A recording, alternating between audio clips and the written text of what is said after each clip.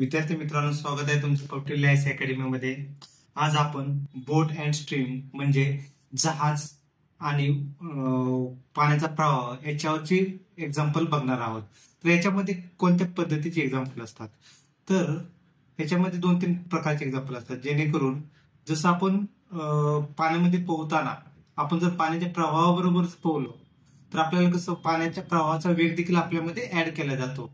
आणि ज्यावेळेस आपण पाण्याच्या प्रवाहाच्या विरुद्ध दिशेने पोहत असेल त्यावेळेस आपल्यामध्ये काय होईल, वेग त्याचा पाण्याच्या प्रवाहाचा मायनस करावा लागेल. कारण की आपल्याला ज्यावेळेस आपण पाण्याच्या प्रवाहाच्या विरुद्ध दिशेने पोहतो त्यावेळेस आपल्याला जो पाण्याचा प्रवाह असतो त्याला काउंटर करावं लागतं, म्हणून आपला वेग कमी करतो, म्हणून आपल्या वेगामधून पाण्याच्या प्रवाहाचा वेग मायनस करावा लागतो. हेच गणित आपण कशाला लागू करू शकतो, तर हेच गणित आपण विमान असेल त्याच्यामध्ये वाऱ्याचा वेग असेल या गोष्टी सारख्याला लागू करू शकत असतो. तर आपण आता त्याच्यावरची एक एक प्रॉब्लेम बघू. सौरभने एका पोहण्याच्या स्पर्धेमध्ये भाग घेतला. त्याच्या पोहण्याचा वेग 4 किलोमीटर पर आवर इतका आहे आणि प्रवाहाचा वेग 2 किलोमीटर पर आवर इतका आहे. तर त्याला 6 किलोमीटर लांबीची स्पर्धा प्रवाहाच्या विरुद्ध दिशेने पूर्ण करण्यास किती वेळ लागेल. म्हणजे सौरभ काय गेला, एका पोहण्याच्या स्पर्धेमध्ये गेलेला आहे. त्याचा वेग दिलेला आहे, म्हणजे सौरभचा वेग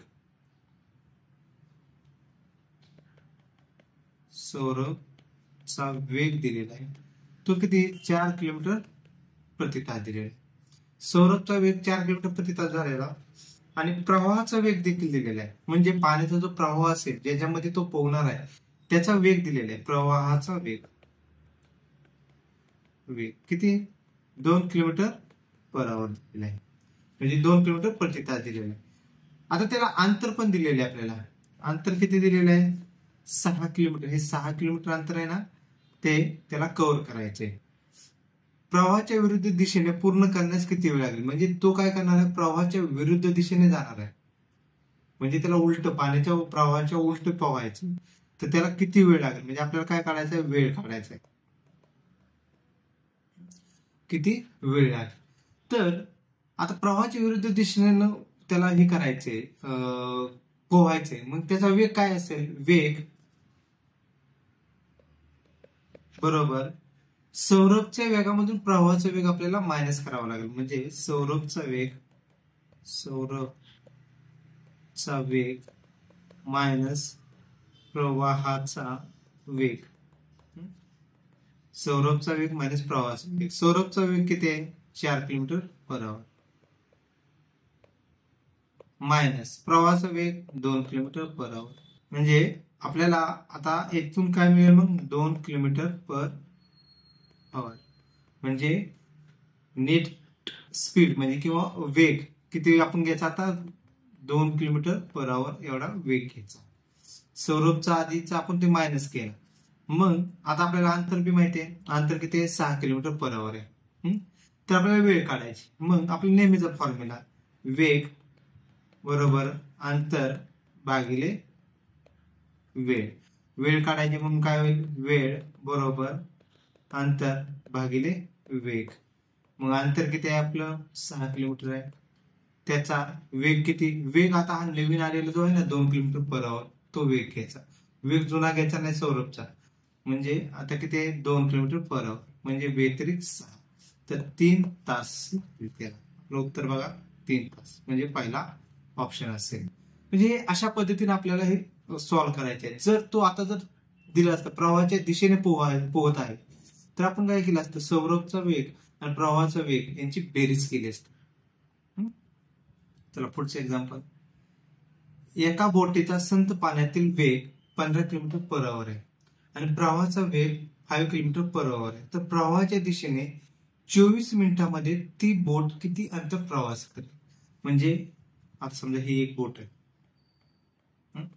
पाण्यामध्ये पाणी स्थिर आहे.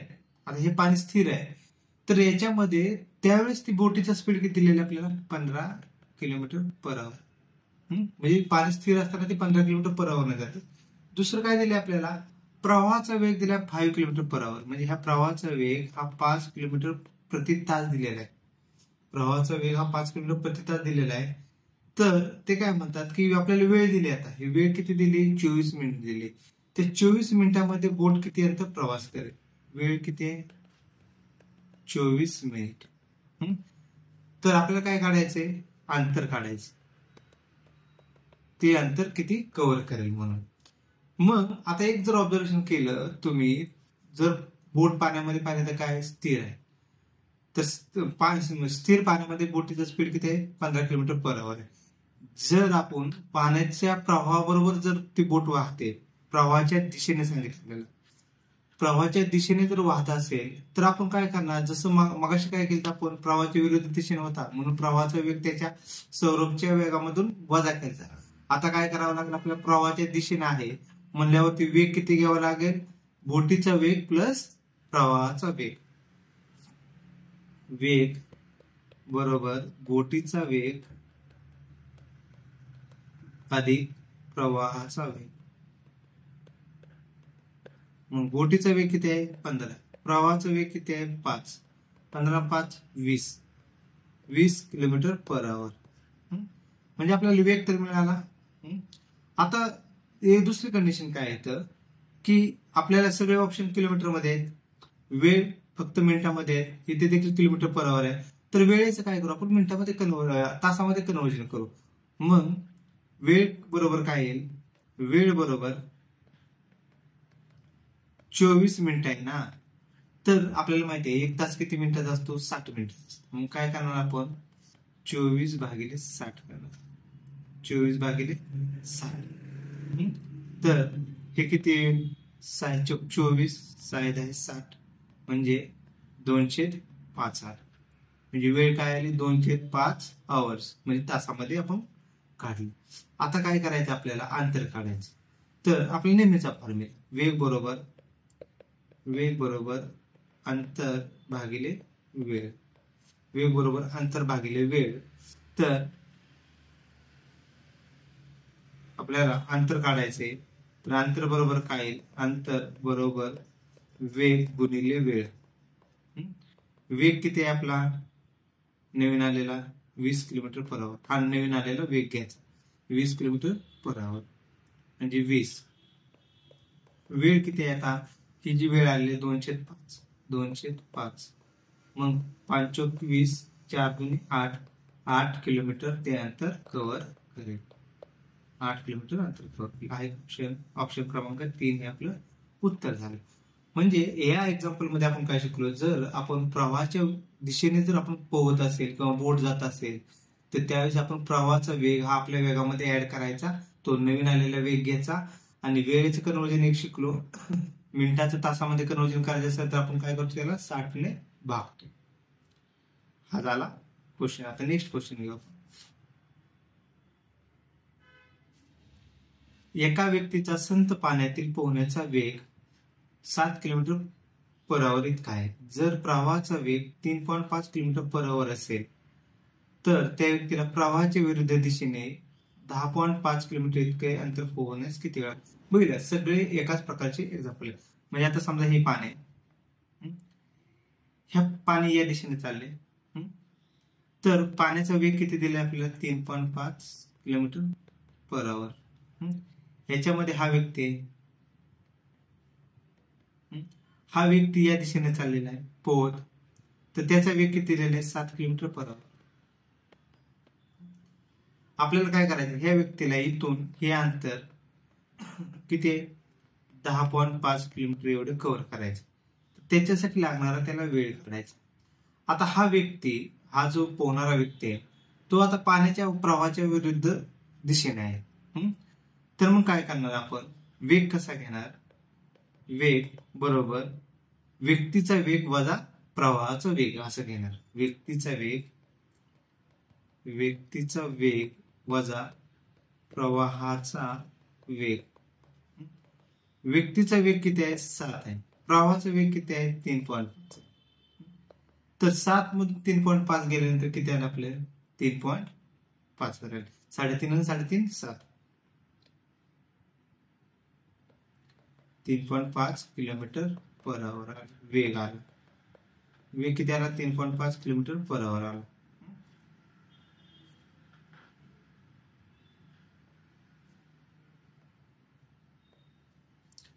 आता हा नवीन वेग आलाय, आपल्याला अंतर पण माहिती आहे. अंतर किती दिलेले आपल्याला? 10.5 किलोमीटर दिलेले आहे.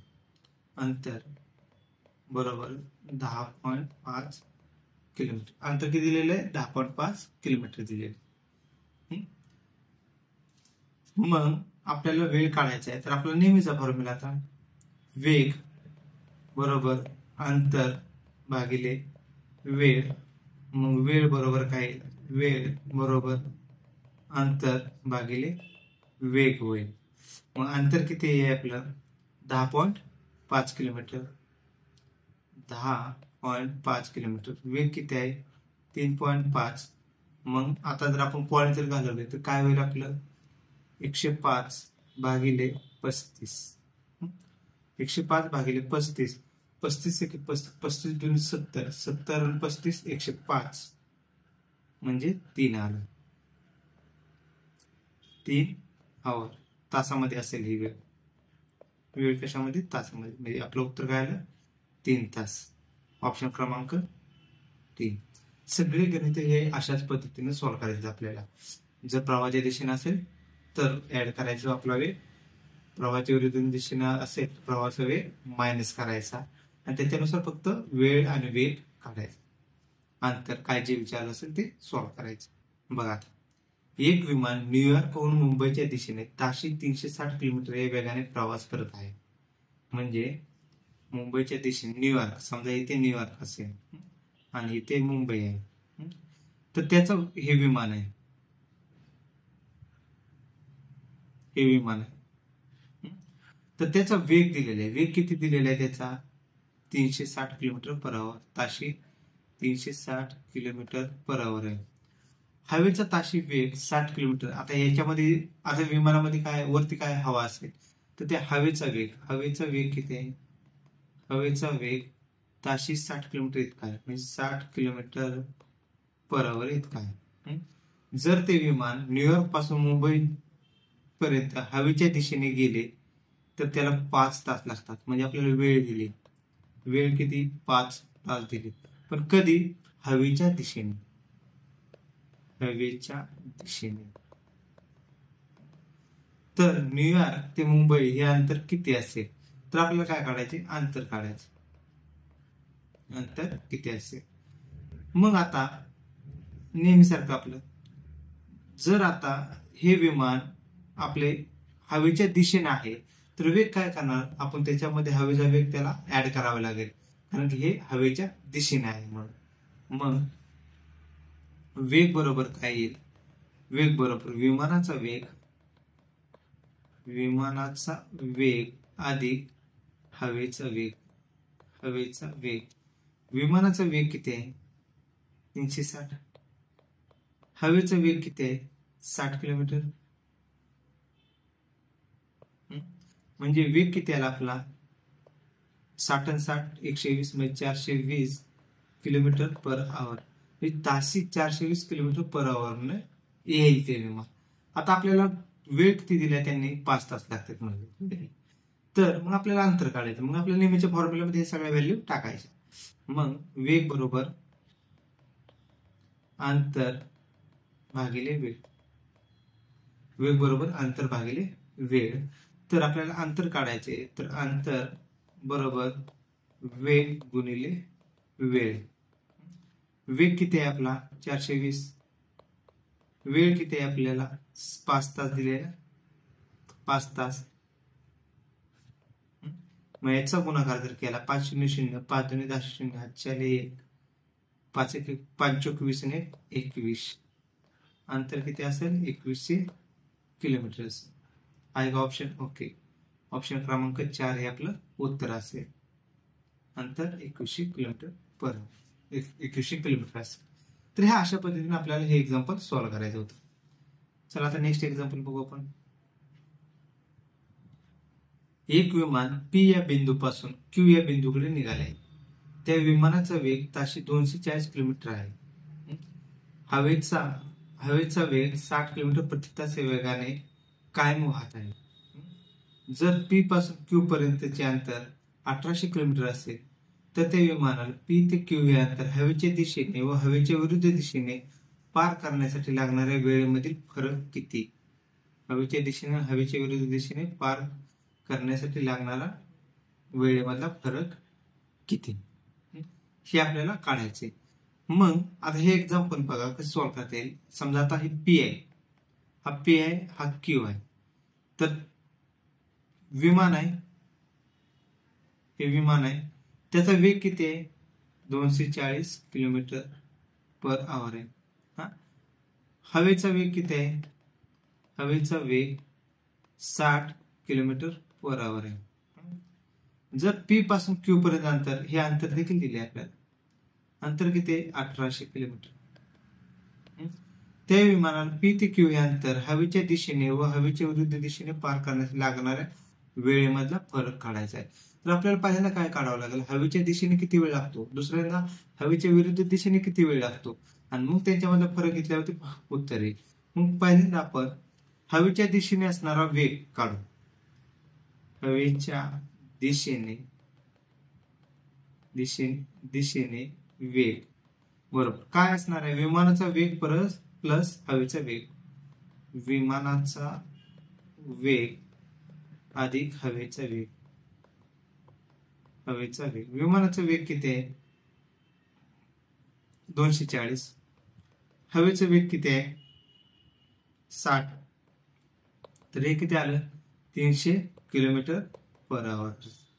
तर आता आपण काय काढू? त्यांना लागणारा वेळ काढायचा.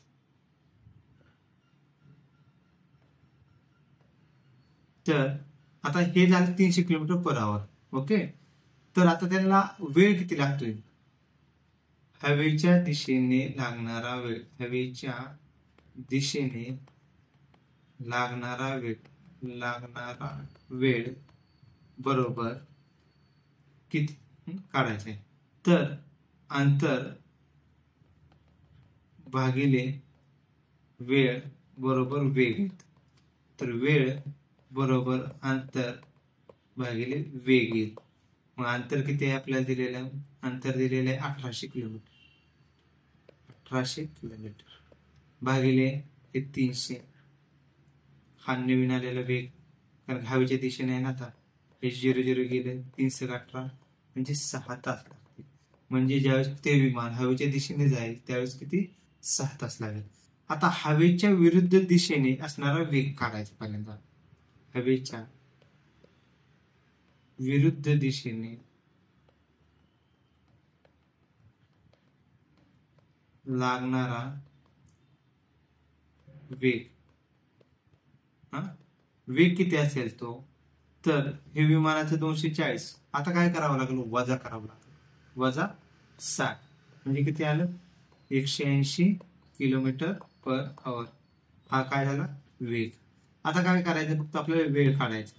हवेच्या विरुद्ध दिशेने लागणारा वेग. हवेच्या विरुद्ध दिशेने लागणारा वेळ किती? तर आपलं नेहमीचं सूत्र,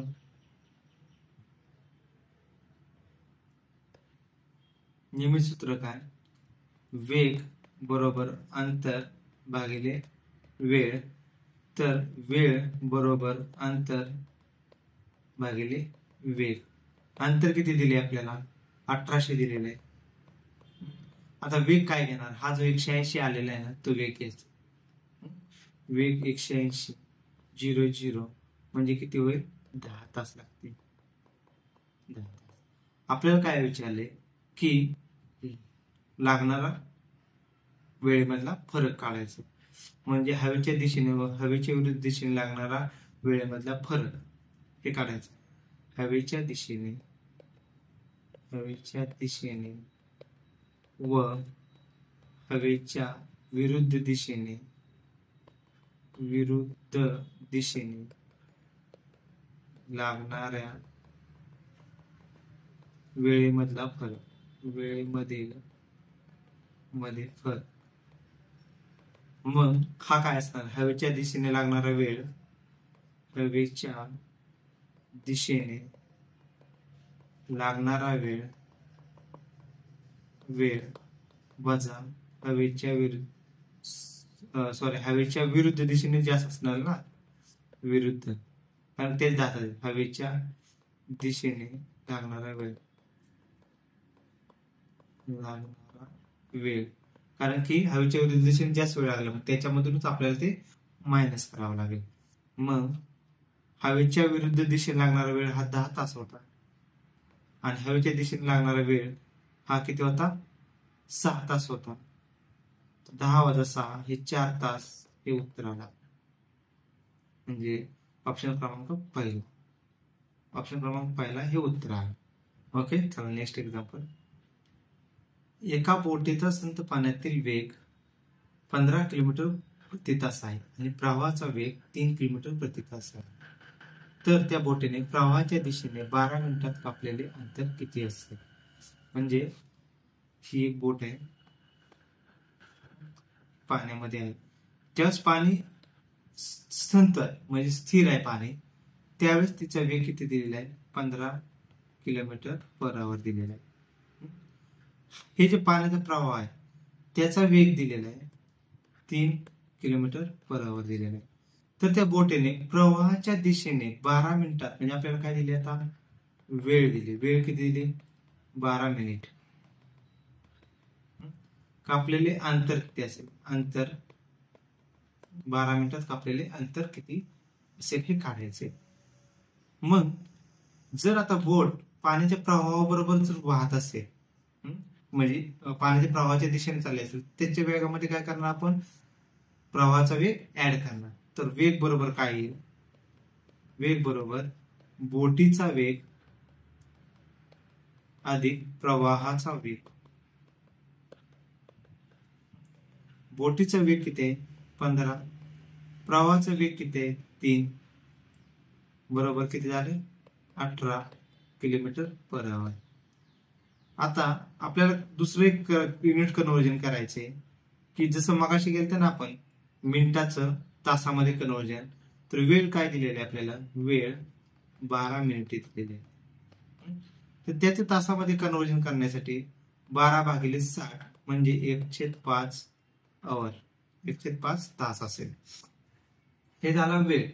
तर आपल्याला काय काढायचे? किती, म्हणजे 1/5 तासामध्ये ती बोट किती किलोमीटर प्रवास करेल? तर वेग बरोबर अंतर भागिले वेळ. तर अंतर इज बरोबर वेग गुणिले वेळ आहे. वेग किती आहे आपला? 18. वेळ किती आहे? 1/5. तर 5×3=15, हातच्या किती? 3 दिला 0.6, 5×6 म्हणजे 3.6 किलोमीटर असेल. म्हणजे ती बोट 12 मिनिटांमध्ये 3.6 किलोमीटर प्रवास करेल.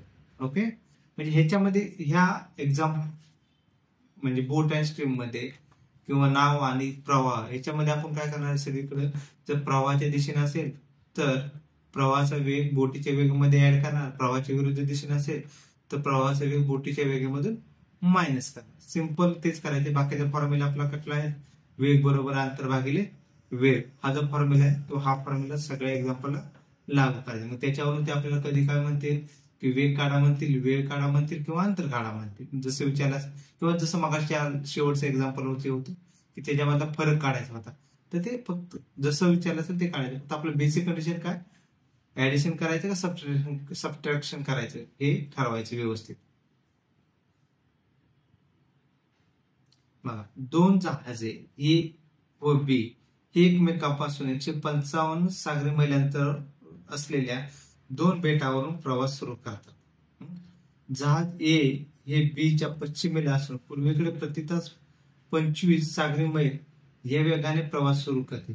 त्यावेळी जहाज बी हे दक्षिणेकडे प्रति तास 20 सागरी मैल या वेगाने प्रवास सुरू करते. 3 तासाच्या प्रवासानंतर त्या जहाजामधील अंतर किती असेल? म्हणजे आपल्याला काय काढायचे बघा, हे 2 बेट आहेत, शेख एक.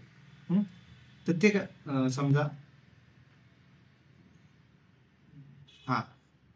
हे दोन बेट आहेत तर त्यांच्यातलं अंतर दिले आपल्याला 155 मैल. 155 मैल दिलेले आहे. तर समजा इथे ए आहे आणि हे बी आहे. तर ते काय म्हणतात की जहाज ए हे बीच्या पश्चिमेला असून, म्हणजे बीच्या पश्चिमेला, बरोबर काढले आपण, जहाज ए बीच्या पश्चिमेला असून ते पूर्वेकडे तास 25 सागरी मैल या वेगाने प्रवास सुरू करते.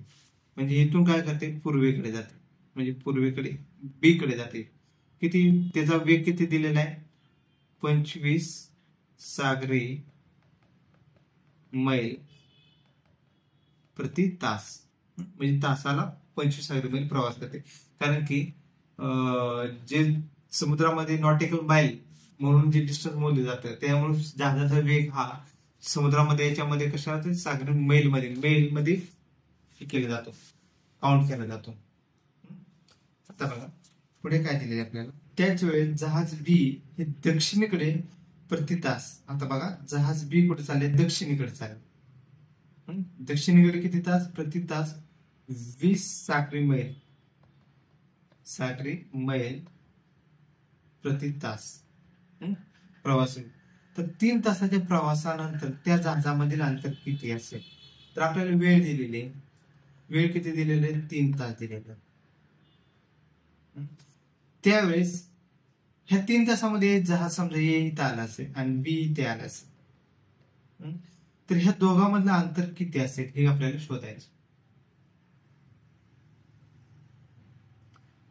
म्हणजे इथे आपल्याला हा थोडासा कॉम्प्लिकेटेड प्रॉब्लेम करून विचारलेला आहे.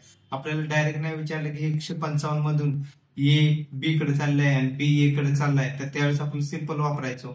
तर तसे देखील ऑप्शन असणार, मी तुम्हाला ते देखील करून दाखवेन. पण आधी आपण प्रॉब्लेम सॉल्व्ह करू. मग आपण एक काम करू, पहिल्यांदा ए ने किती अंतर कव्हर केलेलं आहे, जहाज ए ने कापलेले अंतर हे काढू. पहिल्यांदा जहाज ए ने कापलेले अंतर, जहाज ए ने कापलेले अंतर हे किती असणार आहे, तर त्याचा वेग गुणिले वेळ असेल ना. वेग किती आहे, 25 गुणिले वेळ किती आहे, 3 तास, तर 75 सागरी मैल असेल. म्हणजे हे जहाज ए जे आहे ना ते 75 सागरी मैल पर्यंत आले असेल, म्हणजे 75 पर्यंत आले. आता जहाज बी ने किती अंतर कापलेले ते कॅल्क्युलेट करू आपण. जहाज बी ने कापलेले अंतर, त्याचा वेग, बी चा वेग गुणिले वेळ. जहाज बी चा वेग किती होता, 20 होता, तर 20 गुणिले वेळ किती आहे, 3 तास, म्हणजे हे 60 सागरी मैल. जहाज बी म्हणजे जहाज बी हे 60 सागरी मैल पर्यंत दक्षिणेकडे आले असेल, 60. तर आता मी सिंपल एक डायग्राम काढतो. म्हणजे हे किती होतं, टोटल अंतर 155, ए आणि बी. तर बी किती आलं, 60. ए कुठपर्यंत आला, ए इथपर्यंत आला, म्हणजे ए ने किती अंतर केलं, हे 75 केलं. तर आपल्याला काय विचारलंय, तर हे अंतर विचारलं, हे अंतर किती असेल, त्या दोघांमधलं अंतर किती असेल. तर पहिल्यांदा आपण हे अंतर किती आहे, हे अंतर किती आहे ते काढून घेऊ. तर काय करणार आपण, 155 मायनस 75 बरोबर 5 0 15 8 म्हणजे 80 सागरी मैल. हे अंतर किती आलं, 80 सागरी मैल आलं. हे 60 आहे, तर आपला हा काटकोन त्रिकोण झाला ना.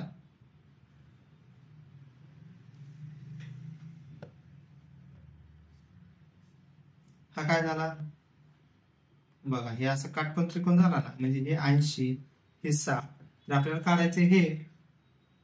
मग आपण त्यावेळेस काय करतो, समजा त्यांना नाव देऊ ए बी सी. मग AC वर्ग बरोबर AB वर्ग अधिक BC वर्ग, त्यांच्या वर्गांची बेरीज असते म्हणजे 80चा वर्ग अधिक 60चा वर्ग. मग वर्ग म्हणलं ते 0 आहे तर त्याचं काय करणार, 2 वेळा घेणार.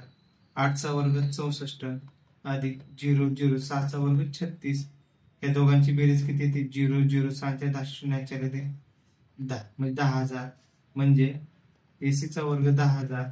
मग AC बरोबर किती येणार आहे, 1 2 3 4 एक आहे 7 म्हणजे 2 वेळा 0 म्हणजे 100 सागरी मैल असेल. 100 सागरी. उत्तर क्रमांक 2. तर ह्या अशा पद्धतीने सॉल्व्ह करायचं होतं.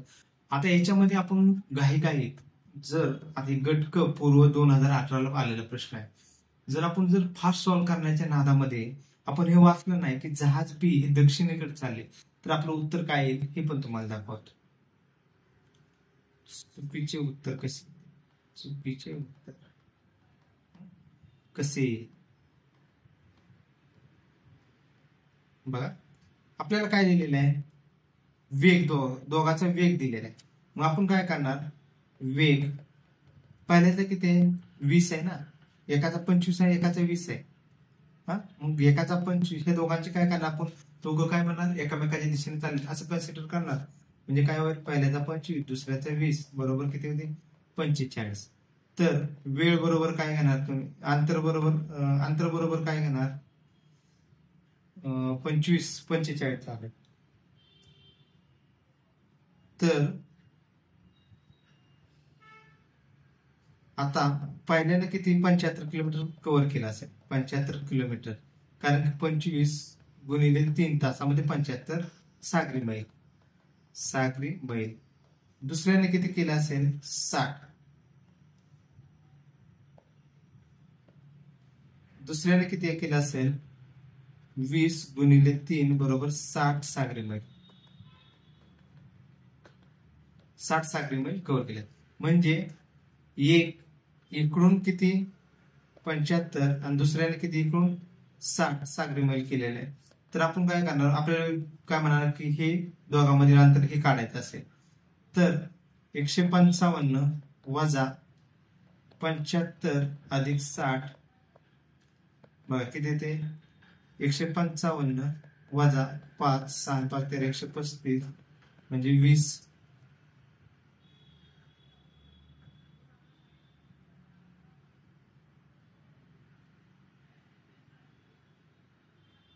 बघा 20 सागर. म्हणजे हे आपलं उत्तर असं चुकेल. आपल्याला जसं कंडिशन दिलेलं आहे हे व्यवस्थित शांतपणे एक्झाम मध्ये वाचायची. दक्षिणेकडे दिली असेल दक्षिणेकडेच ते जहाजाची प्रवाह दाखवायचा. ओके,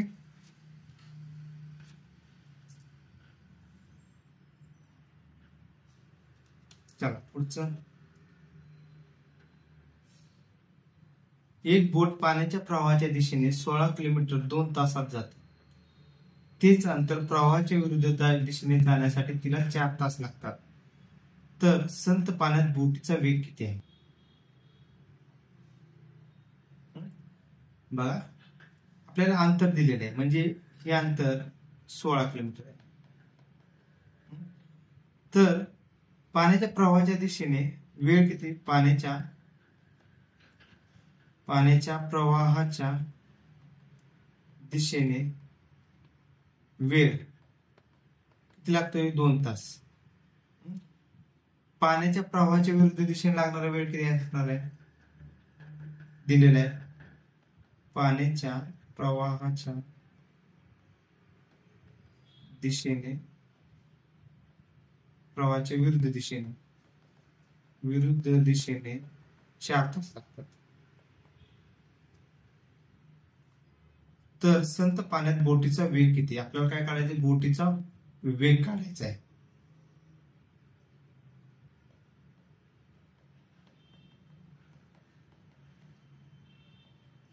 मग पहिल्यांदा आपण प्रवाहाच्या दिशेनेचा वेग काढू.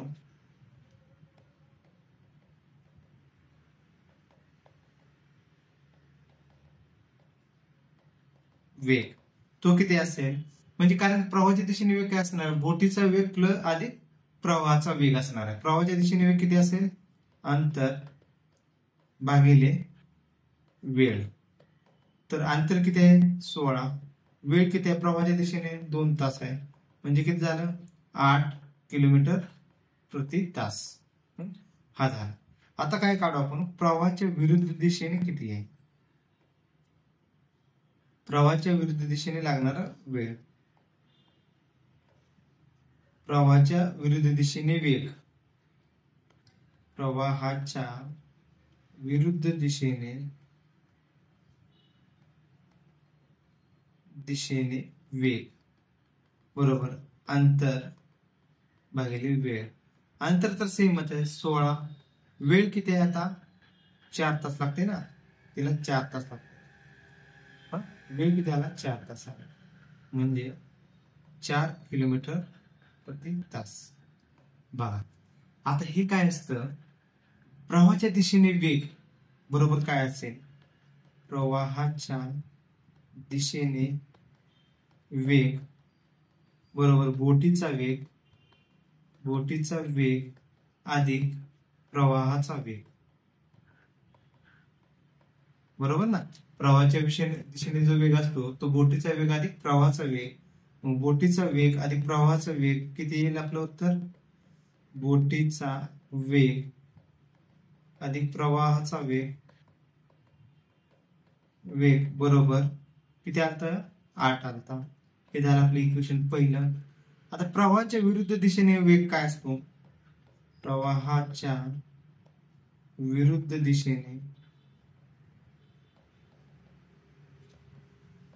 दिशेने वेग बरोबर बोटीचा वेग वजा प्रवाहाचा वेग. आपण प्रवाहाच्या विरुद्ध दिशेने बोटीच्या वेगामधून प्रवाहाचा वेग वजा करतो. तर आपल्याला काय इक्वेशन दुसरं काय मिळेल? बोटीचा वेग वजा प्रवाहाचा वेग बरोबर प्रवाहाच्या विरुद्ध दिशेने वेग किती आलता आपला? 4 किलोमीटर प्रति तास. 4. हे झालं इक्वेशन दुसरं. आता आपण काय करू? हे इक्वेशन पहिलं आणि दुसरं यांची बेरीज करू.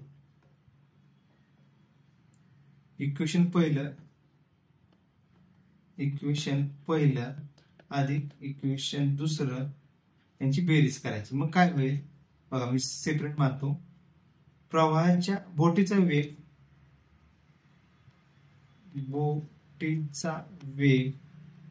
अधिक प्रवाहाचा वेग बरोबर 8. हे पहिले इक्वेशन. बोटीचा वेग वजा प्रवाहाचा वेग बरोबर 4. हे दुसरं. आता यांची बेरीज करायची. तर हे प्रवाहाचा वेग हे तर प्लस आहे, इथे मायनस आहे, हे कॅन्सल होईल. मग काय होईल? 2 गुणिले बोटीचा वेग बरोबर 8 आणि 4 12. आपल्याला बेरीज करायची होती. मग बोटीचा वेग 12 भागिले 2 बरोबर 6 किलोमीटर पर आवर.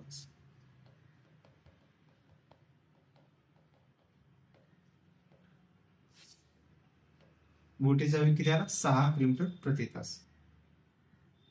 ऑप्शन क्रमांक 2. बघा हे आपल्याला क्वाड्रॅटिक इक्वेशन गणित तयार करून आपल्याला हे अशा पद्धतीने सॉल्व्ह करावं लागलं. चला पुढचं एक्झाम्पल आपण. एक छोटे विमान आहे, ते हवा स्थिर असताना 320 किलोमीटर प्रति तास वेगाने जाते. हवा 40 किलोमीटर प्रति तास वेगाने कायम वाहत आहे. वाहत्या हवेच्या विरोधी दिशेला यात्रा करण्यास त्या विमानाला एकूण 135 मिनिटे लागतात. तर त्या विमानाला हवेच्या दिशेने यात्रा करण्यास किती वेळ लागेल? म्हणजे एक छोटं विमान आहे, हे विमान आहे, ते हवा स्थिर असताना त्याचा वेग दिलेला आहे आपल्याला. वेग किती दिलेला आहे? 320 किलोमीटर पर आवर प्रति तास. हवेचा वेग दिलेला आहे 40 किलोमीटर प्रति तास दिलेला आहे. वाहत्या हवेच्या विरुद्ध दिशेला यात्रा करण्यास त्या विमानाला एकूण 135 मिनिट लागतं. म्हणजे आपल्याला वेळ दिलेला आहे. वेळ किती? 135 मिनिट. पण कधी दिलेला आहे? हवेच्या विरुद्ध दिशेला. हवेच्या विरुद्ध दिशेने प्रवास करताना लागणारा वेळ. तर ते हवेच्या दिशेने यात्रा करण्यास किती वेळ लागेल? मग आपल्याला पहिल्यांदा काय काढावं लागेल? याच्यामध्ये अंतर काढावं लागेल. तर अंतर काढण्यासाठी आधी वेग काढून. वेग काय? आता आपल्याला पहिल्यांदा अंतर कसं मिळेल? आपल्याला वेळ कशाची दिलेली आहे? हवेच्या विरुद्ध दिशेने. हवेच्या विरुद्ध दिशेने वेळ दिलेला आहे. तर वेग देखील पहिल्यांदा हवेच्या विरुद्ध दिशेने घ्यायचा. वेग देखील काय करणार? तुम्ही हवेच्या विरुद्ध दिशेने पहिल्यांदा घेणार. मग हवेच्या विरुद्ध दिशेने किती आहे वेग? हवेच्या विरुद्ध दिशेने घेताना आपण काय करणार? विमानाचा वेग वजा हवेचा वेग. विमानाचा वेग वजा हवेचा वेग. विमानाचा वेग किती आहे? 320. हवेचा वेग 40. 320 मधून 40 गेलं तर किती आलं? 280. 280 किलोमीटर प्रति तास.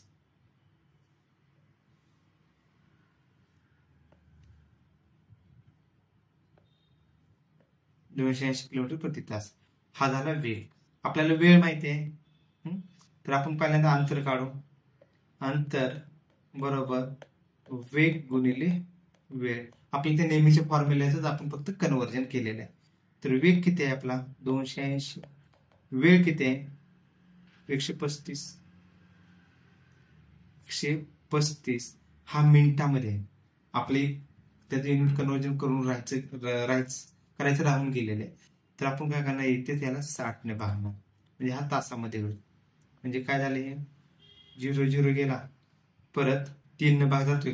3 त्रिक 9 की नाही 3 चौक 12. 4 1 3 5 15 म्हणजे 45. 3 2 6 14.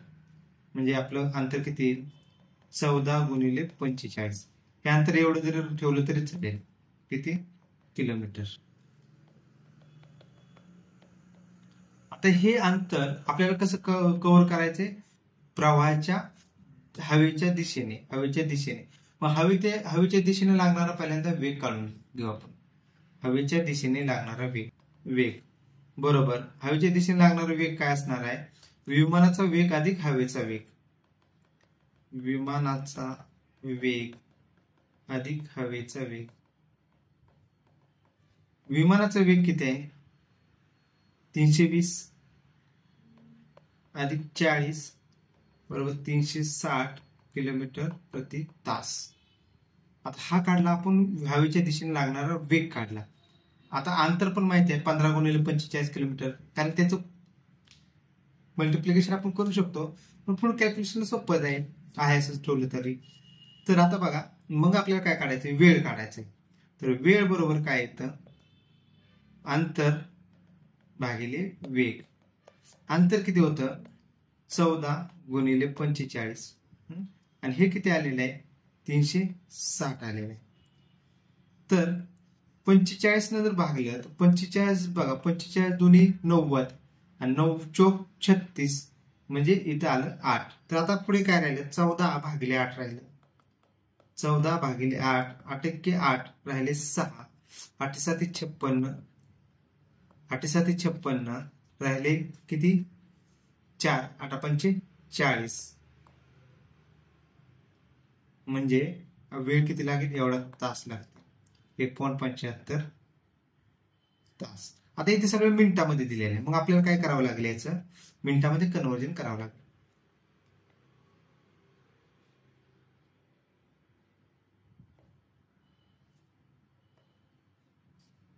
म्हणजे 1.75 गुणिले 60 करणार. म्हणजे 17.5 गुणिले 6. 6 पंचे 0 4 3 7 चुकून 42 3 45 5 40 4 6 1 6 4 10. एका पॉइंट नंतर डिजिट आहे म्हणून 105 म्हणजे 105 मिनिटे असेल. लागणारा वेळ हा 105 मिनिटे असेल. उत्तर क्रमांक 2. लागणारा वेळ 105 मिनिटे. एक खलाशी 48 किलोमीटरचे अंतर प्रवाहाच्या दिशेने 8 तास पार करतो. जर त्याला तितक्याच अंतरावर परतण्यासाठी प्रवाहाच्या विरुद्ध दिशेने 12 तास लागत असतील तर प्रवाहाचा वेग किती असेल? तर प्रवाहाचा आता हे सेम याच्यासारखं आहे, फक्त आता काय केलेलं आहे त्यांनी, प्रवाहाचा वेग काढायचा आहे आपल्याला. तर आधी काय काढू आपण, बोटीचा वेग काढू आणि मग प्रवाहाचा वेग काढू. मग एक खलाशी आपल्याला अंतर किती दिलेलं आहे? 48 किलोमीटर. अंतर 48 किलोमीटर दिलेलं आहे. वेळ दिलेले आहे, वेळ कधी? प्रवाहाच्या दिशेने. प्रवाहाच्या दिशेने वेळ किती आहे? 8 तास. प्रवाहाच्या विरुद्ध दिशेने किती वेळ आहे? प्रवाहाच्या विरुद्ध दिशेने 12 तास. तर प्रवाहाचा वेग किती? तर पहिल्यांदा प्रवाहाच्या दिशेने वेग काढू आपण.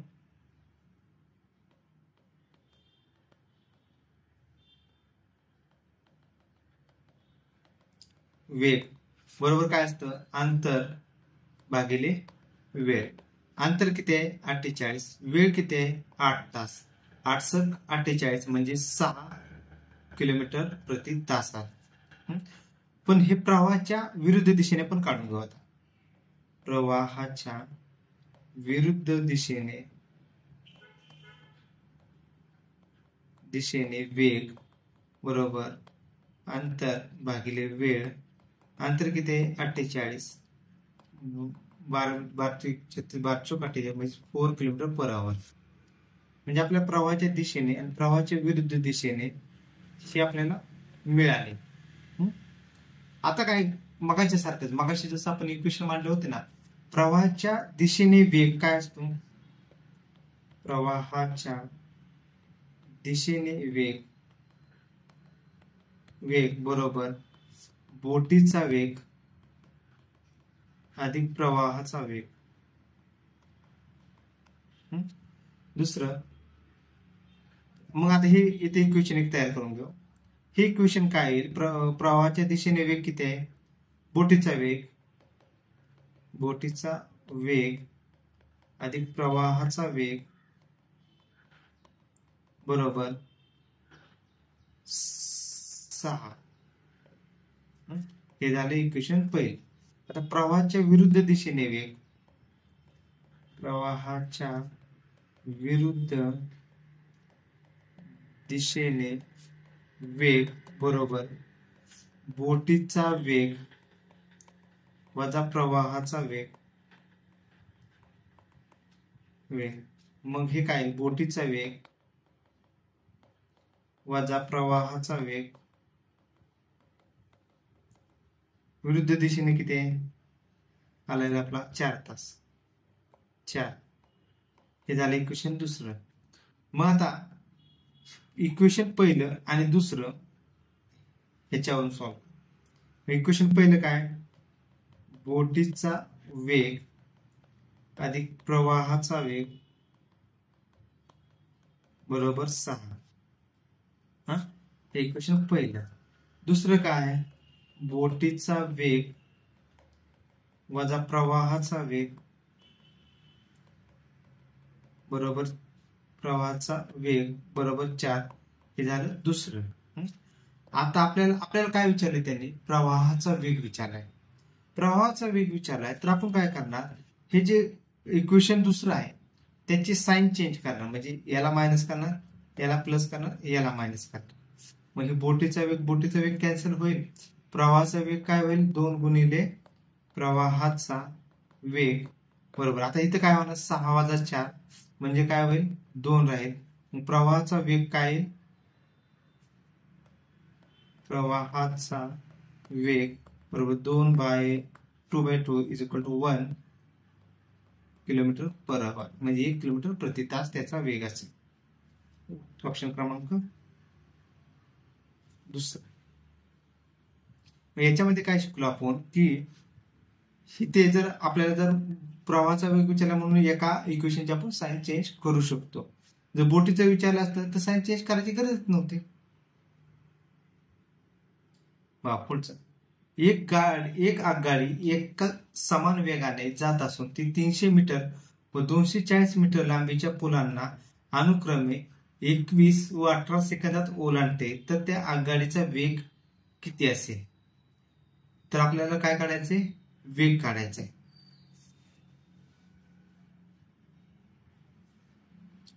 म्हणजे एक गाडी आहे, हा एक पूल आहे, हा दुसरा पूल आहे. तर ह्या पुलाचं किती आहे? 300 मीटर आहे, याचं 240 मीटर आहे. याच्यासाठी लागणारा हे किती आहे? वेळ 21 सेकंद आहे आणि याच्यासाठी लागणारा वेळ हा 18 सेकंद आहे. तर ते काय म्हणतात? त्या गाडीचा वेग किती असेल? तर आपण इथे हे डायरेक्ट देखील काढू शकतो. तर वेग बरोबर काय घेणार? वेग बरोबर ह्या दोघातला फरक किती आहे? अंतरातला फरक हा 300 वजा 240 आणि ह्या दोघातल्या वेळेमधला फरक 21 वजा 18. कारण की एवढा फरक जो आहे तो कशामुळे आहे? ह्यांच्या अंतरामुळेच आहे ना. 300 वजा 240 60 भागिले 21 वजा 18 3 म्हणजे किती येते? हे 20. पण हे कशामध्ये आलं? मीटर पर सेकंद मध्ये आलं. तर 20 गुणिले 18/5 आपल्याला कशामध्ये पाहिजे? किलोमीटर पर आवर मध्ये. किलोमीटर पर आवर. 5 चोक 20, 8 चोक 72, 72 किलोमीटर पर आवर. आपला ऑप्शन क्रमांक 4 आला. मग हे सॉल्व्ह कसं केलं मी? तर मी काय केलं म्हणलं की हे 300 किलोमीटर, हे 240 किलोमीटर, 240 मीटर आहे, सॉरी. तर आणि याला 21 सेकंद लागतात, याला किती लागतात? 18 सेकंद लागतात. तर याला 21 सेकंद का लागले? तर हा 240 पेक्षा 60 ने जास्त आहे म्हणून ना. म्हणून मी काय म्हणलं की हे 300 वजा 240 भागिले 21 वजा 18, तर 60 भागिले 3 म्हणजे किती आलं? 20 मीटर पर सेकंद. म्हणजे आपल्या याच्यावरून देखील उत्तर निघालं.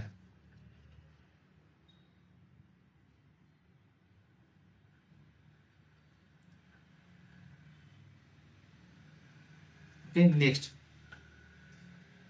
एक व्यक्ती त्याच्या घरापासून ऑफिस पर्यंत 5 किलोमीटर प्रति तास या वेगाने जातो आणि ऑफिस पासून घरापर्यंत 3 किलोमीटर प्रति तास या वेगाने परत येतो. जर त्याला या दरम्यान एकूण 8 तास लागले असतील तर ऑफिस ते घर हे अंतर किती असेल? म्हणजे इथे जर समजा त्याचं घर आहे आणि तो ऑफिस आहे, तर तो जाताना किती गेलेला आहे? 5 किलोमीटर प्रति तास. येताना किती आलेला आहे? 3 किलोमीटर प्रति तास. तर त्याला टोटल वेळ किती लागलेला आहे? वेळ 8 तास लागलेला आहे. वेळ किती लागला? 8 तास लागलेला आहे. तर ते काय म्हणतात की आपल्याला काय काढायचं? हे अंतर किती असेल? तर ज्यावेळेस एखाद्या व्यक्ती एका ठिकाणाहून तिथे जातो, परत रिटर्न येतो, तर त्या जातानाचा वेग वेगळा असेल, येतानाचा वेग वेगळा असेल, त्यावेळेस आपण वेगासाठी एक सूत्र मानायचं. वेग बरोबर 2xy divided by x plus y. X काय घ्यायचं? हा जातानाचा, वाय येतानाचा. म्हणजे वेग काय होईल? 2 गुणिले एक्स काय? 5, वाय 3 भागिले एक्स प्लस वाय 5 अधिक 3. एक्स प्लस वाय 5 अधिक 3 म्हणजे काय झालं आपलं? 2 गुणिले 5 गुणिले 3 भागिले 8 बेचोक 8 म्हणजे 15/4. हा काय झाला? आपला वेग झाला. आता ह्या वेगानं त्याला किती वेळ लागते? 8 तास लागते. तर अंतर बरोबर काय असतं? अंतर बरोबर वेग गुणिले वेळ असतो. वेग किती आहे आपला? 15/4. वेळ किती आहे? 8. 4 के 4, 4 दुनी 8 म्हणजे 15 दुनी 30 म्हणजे 30 किलोमीटर हे अंतर आहे. पण इथे एक कंडिशन आहे बघा. तर हे 8 तास कधी लागले त्याला? घरापासून ऑफिसला जायला आणि ऑफिस पासून घरी यायला हे असे 8 तास लागलेले. तर आपल्याला अंतर कशाचं मिळालं? की जाण्याचं आणि येण्याचं अंतर मिळालं. तर ते अशी कंडिशन असेल त्यावेळेस जे अंतर असतं ना, त्यावेळेस आपण अंतरला भागिले 2 करायचं. अंतर बरोबर 30 भागिले 2 बरोबर 15 किलोमीटर. 15 किलोमीटर म्हणजे ऑप्शन क्रमांक 4 हे आपलं उत्तर आलं. याच्यामध्ये आपण एक कंडिशन काय लक्षात ठेवायची की आपल्याला अंतर, वेळ ही जाण्याचा आणि येण्याचा दिलेला आहे. म्हणजे तुम्ही ऑफिसला जाता, इथून घरून ऑफिसला जातात परत ऑफिसवरून रिटर्न येतात तर याला 8 तास लागतात. तर अंतर काढताना आपण वेग तर सरासरी काढला तर त्यामुळे आपल्याला काय करावं मिळालं अंतर की जाण्याचं आणि येण्याचं मिळालं. मग आपल्याला कशाचं पाहिजे होतं फक्त जाण्याचं किंवा येण्याचं. म्हणून आपल्याला त्याला भागिले 2 केलं. बघा एक बस 1 ते बी हे अंतर 180 किलोमीटर एका ठराविक वेगाने पार करते. जर त्या बसने तिचा आधीचा वेग 30 किलोमीटर प्रति तास इतका वाढवला तर ती बस बी या ठिकाणी 1 तास अगोदर पोहोचते. तर त्या बसचा सुरुवातीचा वेग किती? आता हे 2 पद्धतीने निघते. तर ऑप्शन वरून डायरेक्ट निघेल. पहिला जर ऑप्शन 60 आहे ते जर घेतलं तर तिला लागणारा वेळ किती असेल? वेळ 180 भागिले 60 म्हणजे 3 तास. दुसरा किती होईल? 180 भागिले 60 अधिक 30 म्हणजे 180 भागिले 90 बरोबर 2 तास. दोघातला फरक 1 तास. 1 तास. तर हे असे देखील निघेल. पण जर एखाद्याला सॉल्व्ह करायचे तर सॉल्व्ह कसं कर? तर आपल्याला काय दिलेलं आहे? समजा आपण अंतर किती आहे? 180. अंतर 180. पहिल्यांदा आपण वेग त्याचा x मानू वजा परत अंतर 180 वेग किती झालाय? x plus 30. ह्या दोघांचा डिफरन्स 1 तासात. आता हे सॉल्व्ह करायचं. मग काय होईल? 180 गुणिले x अधिक 30 वजा 180x बरोबर x गुणिले x अधिक 30 असे येईल. मग 180x अधिक 180 गुणिले 30 वजा 180x बरोबर x स्क्वेअर अधिक 30x. 180x कॅन्सल होईल. हे अधिक आणि वजा मग x स्क्वेअर वजा 30x अधिक किती येते? 0 सॉरी वजा येईल ना इकडे आले 0 0 0 8 24 4 चाले 2 3 किती 54 इज इक्वल टू 0. मग आता हे 5400 च फॅक्टर कसे पडतील? 954 म्हणजे 90 वजा 60. 90 आणि वजा 60. मग आपण वजा ज्याला चिन्ह आहे ते उत्तर घेतो. x बरोबर 60 म्हणजे सुरुवातीचा वेग किती आला? 60. ओके. तर ह्या पद्धतीने आपल्याला हे टॉपिक वरचे एक्झाम्पल सॉल्व्ह करायचे असतात. ओके. इथे आपण आज थांबू. नेक्स्ट नवीन चॅप्टर आपण चालू करू.